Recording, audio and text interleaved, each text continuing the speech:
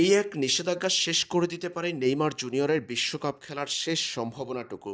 এবার নিষিদ্ধ হলেন নেইমার জুনিয়র। 18 মে কার্লো আনচেলত্তি ব্রাজিলের স্কোয়াড ঘোষণা করবেন বিশ্বকাপের জন্য।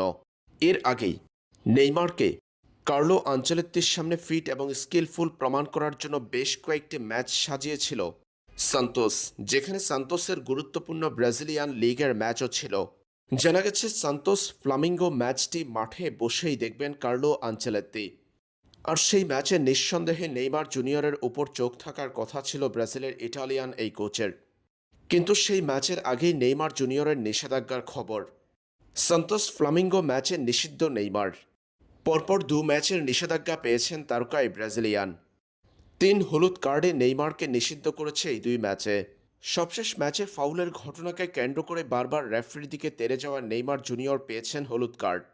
এই সময় রেফারির সাথে উগ্রতা দেখিয়ে কার্ডের পাশাপাশি নিষেধাজ্ঞাও পেয়েছেন নেইমার। সব মিলিয়ে মেজাজ হারিয়ে নিজের ক্ষতি করেছেন তারকা এই ব্রাজিলিয়ান।